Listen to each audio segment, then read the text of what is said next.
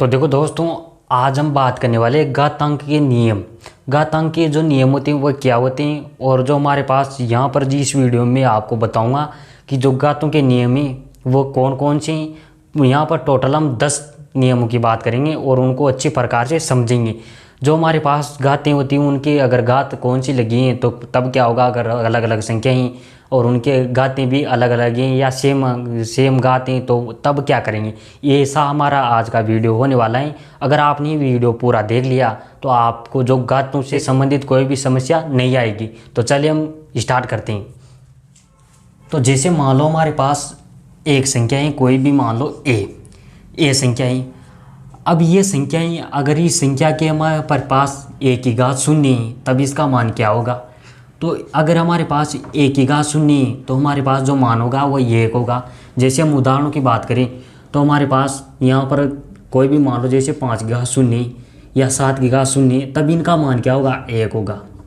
एक मान होएगा। अगर मतलब कोई भी संख्या है और उसकी शून्य घात लगी हुई है तो उसका मान कितना होगा, एक होगा, शून्य नहीं होगा, एक मान होगा। ये हमारे पास पहला घातांक के नियम की बात की। अब दूसरा घातांक के नियम की बात करते हैं। अगर हमारे पास ए की घात एक आ जाए, जैसे अगर कोई भी संख्या है और हमारे पास एक घात आ जाए, जैसे हमारे पास यहाँ पर 5 की घात एक आ जाए या 7 की घात एक आ जाए, तो मतलब ये जो आधार है ये इसका मान हो जाएगा। मतलब ए की घात एक का मतलब वही स्वयं संख्या है। जैसे यहाँ पर 5 की घात बनी तो यहाँ 5 ही आएंगी, यहाँ पर 7 की घात बनी तो यहाँ पर 7 ही आएंगी। इस प्रकार से होता है हमारे पास दूसरा नियम। पहला नियम क्या है कि अगर हमारे पास ए की घात शून्य है तब मान एक होगा, और जो यदि ए की घात एक है तो जो हमारे पास आधार है, जो भी संख्याएं जिसके घात लगी हुई हैं वह संख्या ही हमारा मान हो जाएगा। अब हम बात करते हैं तीसरे नियम की। जो तीसरा नियम है हमारे पास, जैसे कोई भी समान संख्या है, दो कोई भी समान संख्या है, जैसे ए इंटू ए, ये दो कोई भी संख्या है और वो संख्याएं गुणा में है। अगर इनके घात ए की घात तो यम है और ए की घात यन है, मतलब कोई भी समान संख्याएं, दो समान संख्याएं हमारे पास और उनकी घातें अलग अलग हैं, तब क्या होगा।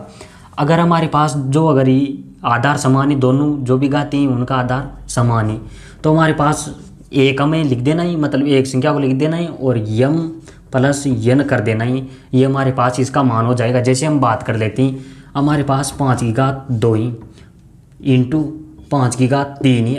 अगर इसका मान निकालना चाहिए हम तो हम डायरेक्ट भी लिख सकते हैं कि 5 की घात 5 हो जाएगी, क्योंकि इन दोनों घातों को जोड़ लिया, यहाँ पर इन दोनों घातों को जोड़ लिया और आधार एक ले लेना। दोनों अगर समान संख्या हैं और उनकी घातें अलग अलग हैं तब जो हमारे पास मान आएगा वो दोनों घातों को जोड़ के एक आधार ले लेना ही, ये हमारे पास आंसर हो जाएगा। अब हम बात करते हैं चौथे नियम की।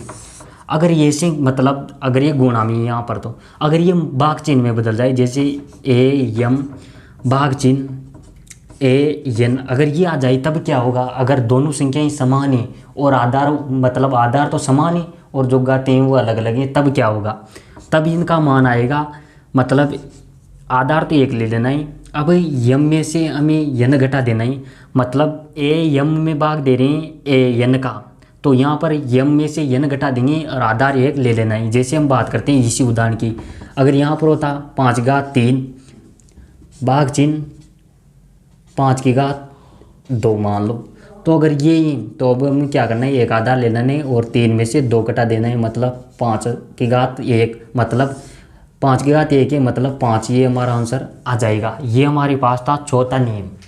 तो यहाँ पर तो हमने बात की कि यहाँ पर आधार समान है, और यदि बाई चांस समय मान ले कि घातें हमारे पास समान आ जाए और आधार अलग अलग हो, तब क्या होगा। तो हम पाँचवें नियम की बात करते हैं कि हमारे पास मान लो एक संख्या तो हमने ए मानी थी और एक मान लेते हैं हम टी, तो यहाँ पर हमारे पास ए की घात यम इंटू डी की घात भी यम है, तब क्या करेंगे। अगर मतलब आधार अलग अलग हैं और घातें समान है, यहाँ पर दोनों आधार समान थे और घातें अलग अलग थी, यहाँ पर आधार अलग अलग हैं और घातें समान है, तब क्या होगा। तो इन जो आधार हैं, मतलब दोनों संख्या हैं, उनको तो गुणा कर लेना है। तो यहाँ पर ए बी को गुणा कर लेंगे और ये घात लगा देंगे, इन दोनों को गुणा करके एक घात लगा देंगे। जैसे हम बात करते हैं यहाँ पर 5 की घात 3 इंटू 5 की घात, मतलब अलग संख्या ही 3 की घात 2 है।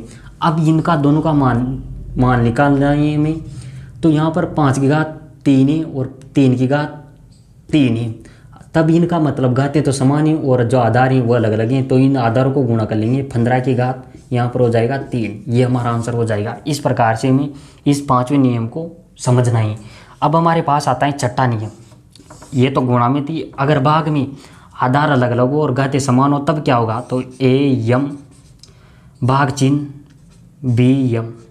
अगर ये हमारे पास है ए एम में भाग देना है हमें बी एम का, मतलब आधार तो दोनों संख्याएं अलग अलग हैं परंतु घातें समान हैं, तब क्या करेंगे, ए में बी का भाग दे देंगे।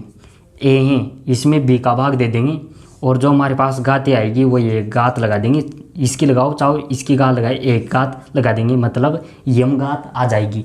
जैसे हम बात करते हैं हमारे पास यही संख्या है 5 की घात 3 इंटू 3 की घात 3। अब ये हमारे पास घातें अलग अलग हैं परंतु यहाँ पर तो गुणामती। अब यहाँ पर हमें करना है भाग चिन्ह में। अब ये भाग चिन्ह में करना है तब हमें 5 का भाग दे दें, 5 में भाग दे देना है 3 का और इनके एक घात देगा, इसकी भी घात 3 है इसकी भी घात 3 है, तो यहाँ पर एक घात लगा देंगे। 5/3 की घात 3 ही हमारे पास आंसर आ जाएगा। अब हम बात करते हैं 7वें नियम की। 7वां नियम हमारे पास क्या है, हमारे पास कोई भी संख्या है, मान लो ए, इसकी घात है यम। अब यहाँ पर कोष्टक लगा हुआ है और उसके बाहर एक घात हो रही, मतलब यन, यम ए की घात यम है और फिर उसका होल स्क्वायर यन घात है। तब हम क्या करेंगे, ये जो दोनों घातें आएगी इनको गुणा कर लेना है, ए की घात यम यन, ये हमारे पास आंसर हो जाएगा। जैसे हम बात कर लेते हैं हमारे पास 5 है, 5 की घात 2 है। अब 5 की घात 2 का भी होल स्क्वायर है 3, तो यहाँ पर 5 की घात 6 हमारे पास आंसर आ जाएंगे, क्योंकि इन दोनों को गुणा कर लेना है, तो 3 दूनी की 6 हो जाएंगे, तो 5 की घात 6 ही हमारे आंसर हो जाएंगे। अब हम बात करते हैं 8वें नियम की।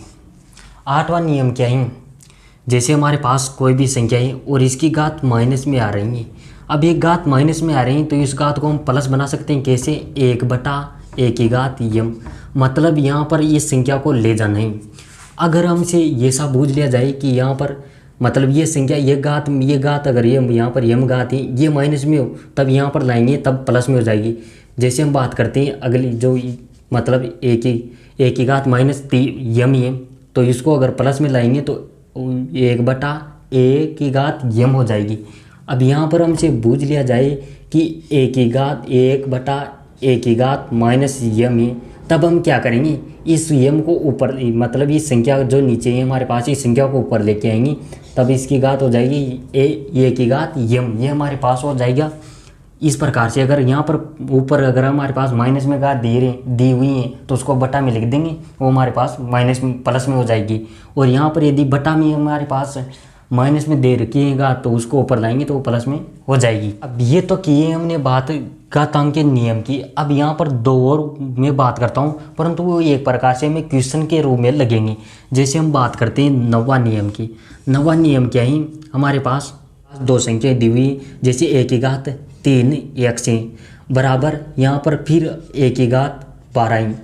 अभी हमारे पास है, अगर इस प्रकार से हमें बूझ लिया जाए तो अगर जिनका आधार दोनों संख्याओं का आधार समान है, मतलब ये संख्याएं बराबर हैं, तो दोनों संख्याओं का आधार समान है तो घातें भी बराबर होगी, क्योंकि यहाँ पर बराबर का चिन्ह लगा हुआ है। अब ये भी संख्या, ये वो संख्या और ये संख्या दोनों समान है तो उनकी घातें भी समान होगी। जैसे अगर हम बात करें यहाँ पर एक का मान ले लेते हैं हम 5। अब 5 की घात 3 है, अब यहाँ पर अगर 5 की घात 3 होगा तब ये बराबर होंगी। अगर यहाँ पर ये 1 की घात 2 होंगी तब तो ये बराबर हो ही नहीं सकता, बराबर नहीं हो सकती।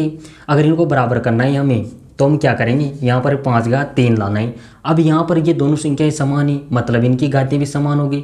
तो यहाँ पर अगर इसका मान निकालना चाहिए, हम x का मान वैल्यू निकालनी, तो घातें भी अगर आधार समान है तो घातें भी समान हो जाएगी बराबर, मतलब 3x बराबर 12 हो जाएंगे यहाँ पर। तो x की वैल्यू निकल जाएगी हमारे पास 4। इस प्रकार से हमें अगर आधार किन्हीं भी 2 संख्याओं का आधार समान है, दो संख्याएं आधार समान ही तो बराबर ही वो दोनों संख्याएं, तो उनका घातें भी बराबर हो जाएगी। और यदि घातें बराबर ही, जैसे मैं बात करता हूँ 10वें नियम की। 10वां नियम क्या है हमारे पास, अब मान लो हमारे पास आधार ही 4x का होल स्क्वायर 5 बराबर यहाँ पर 20 का होल स्क्वायर 5। अब यहाँ पर घाते समान है, मतलब इन दोनों नियमों में आपको समझना ही कि अगर घाते समान ही और वह बराबर संख्या ही, मतलब यहाँ पर बराबर का चिन्ह होना चाहिए और संख्याएं भी बराबर ही।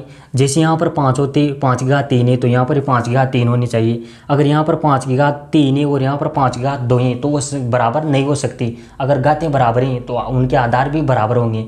और यदि ये बराबर का चिन्ह हमें दिखाई दे और आधार समान दिया हुआ है तो घातें बराबर होगी, और यदि घातें बराबर दी हुई हैं तो आधार भी समान होगा। अब जैसे इसमें बात करते हैं हम, अब यहाँ पर घातें समान ही, अब घातें समान ही मतलब आधार भी समान होगा, मतलब 4x बराबर 20, तो यहाँ पर x की वैल्यू निकल जाएगी हमारे पास 5। इस प्रकार से इनको हमें सोल्व करना होता है। ये हमारे पास 10 नियम है, टोटल 10 नियम बताइए। इनके अलावा जो घातें हैं उनके कोई भी नियम नहीं है। ये आपको अच्छी प्रकार से समझ में आ गया होगा। अब हम बात करते हैं कुछ अलग तरीके की। अब हम जो हमारे पास घातें हैं उन्हीं में एक स्पेशल टॉपिक की बात करते हैं। 10 नियम तो हमने देख लिए, अब ये एक स्पेशल टॉपिक है। जैसे हमारे पास a की घात यम है बराबर यम, a की घात यम बराबर, यहाँ पर मान लेते हैं, हम कोई भी मान लेते हैं, संख्या b मान लेते हैं। अब ये संख्या है हमारे पास a की घात यम बराबर b। अब ये जो नियम है तो a की घात यम है, अगर इस घात को हम इधर लाते हैं तो ये b की घात 1/m हो जाएगी। मेरा कहने का मतलब है, जैसे हम बात करते हैं कि कोई भी संख्याएं n, अब इसका स्क्वायर करना है, मतलब वर्गमूल करना है। इसका वर्गमूल निकालने के लिए हमें क्या करना होगा, n बराबर 1/2, मतलब स्क्वायर का मतलब क्या है 1/2। अगर हमें बूझ लिया जाए क्यूब, जैसे n का क्यूब बूझा जा रहा है तो हमें क्या करना है, n की घात 1/3, मतलब यहाँ पर क्यूब करना है तो n की घात 1/3 हो जाएगी। फिर हमसे बूझ लिया जाए, अगर 5वां मूल बूझ लिया जाए, n का 5वां मूल बूझा जा रहा है तो मतलब ये n की घात कितनी 1/5, 5वां जितना ही मूल बूझा जा रहा है ये इसका मतलब स्क्वायर का मतलब n की घात, मतलब n की घात 1/2। अगर क्यों बूझ लिया जाए तो n की घात 1/3, और यहाँ पर 5वां मूल बूझ लिया जाए तो n की घात 1/5। इस प्रकार से हम इसका स्क्वायर का मतलब, क्यों का मतलब और 5वें मूल का मतलब ये होता है। इनको आपको अच्छी प्रकार समझना है, मतलब आधार a की घात यम है। अब यहाँ पर घात नहीं लगी हुई है, अगर ये दोनों संख्याएं समान है, मतलब इसकी जो घात है ये संख्या को जो भी आएगी और ये संख्या जो भी आएगी ये दोनों समान है। अब ये दोनों समान कब होगी, जब इसकी घात कुछ भी है तो इसका हमें 1/m कर देना है। यम की घात यम है, a की घात यम है तो बराबर में हमें करना है तो b की घात 1/m हो जाएगी। अगर यहाँ पर स्क्वायर निकालना है तो n की घात आधी, मतलब 1/2। यहाँ पर n का क्यूब निकालना है तो n की घात 1/3। यहाँ पर 5वां मूल याद करना है तो n की घात 1/5। अगर 7वां मूल है तो 1/7 n की घात 1/7 हो जाएंगे। तो इस प्रकार से में ये जो घातांक नियम होते हैं ये इस प्रकार से होते हैं। अगर स्क्वायर हो तो किस प्रकार से, अगर a की घात 0, मतलब कोई भी संख्या की अगर घात 0 आ जाती है तो उसका मान 1 होता है। इस प्रकार से मैं इनको घातांक के नियम को याद रखना है। तो मैंने आज जो बताए हैं वो आपको अच्छी प्रकार से समझ में आ गया होगा। तो हम मिलते हैं किसी नेक्स्ट कक्षा में, तब तक जय हिंद जय भारत।